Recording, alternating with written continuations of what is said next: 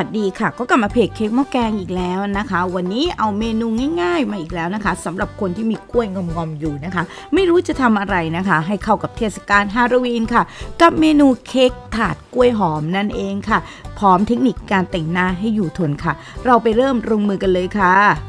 ขั้นตอนแรกเราจะใช้นะคะไข่ขาวตีกับน้ำมะนาวนะคะตีนะคะประมาณ1นาทีค่ะกับน้ำมะนาวหลังจากนั้นทยอยใส่น้ำตาลทรายลงไปค่ะและตีจนขึ้นฟูเลยค่ะจนตั้งยอดอ่อนๆนะคะในลักษณะอย่างนี้นะคะหยุดมือตรงนี้ใส่ไข่แดงลงไปค่ะจำนวน3ฟองค่ะค่อยๆตีกันนะคะให้เข้ากันใช้สปีดกลางค่ะ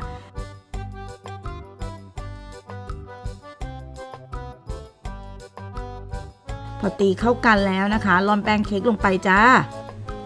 หลังจากนั้นใส่ผงฟูลงไปค่ะเบกกิ้งโซดาค่ะ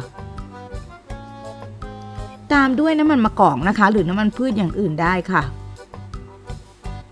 คนส่วนผสมให้เข้ากันนะคะคนนะคะให้เบามือที่สุดนะคะแล้วไปทางเดียวกันนะคะ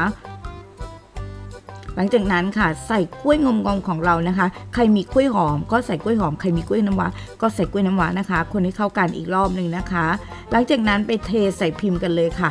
ค่อยๆเทลงไปนะคะลงในพิมพ์นะคะ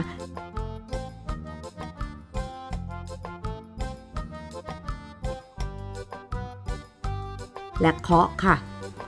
เพื่อไล่ฟองอากาศนั่นเองค่ะหลังจากนั้นเอาไปอบนะคะบนเตาแก๊สค่ะปรุงด้วยความร้อนต่ำนะคะ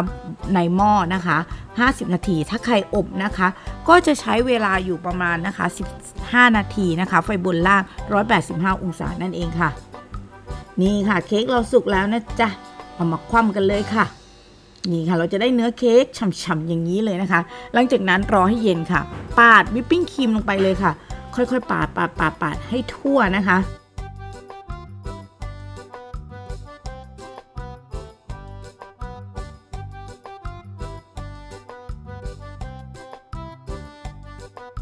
หลังจากนั้นนะคะนำไปแช่เย็นนะคะประมาณ1ชั่วโมงค่ะเอามาตัดนะคะค่อยๆตัดลงไปนะคะ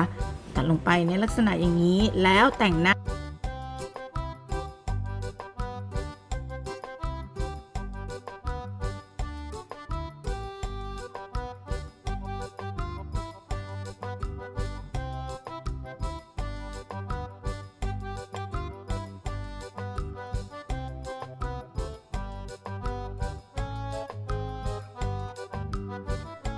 นะคะด้วยวิปปิ้งครีมที่ผสมนะคะช็อกโกแลตลงไปค่ะ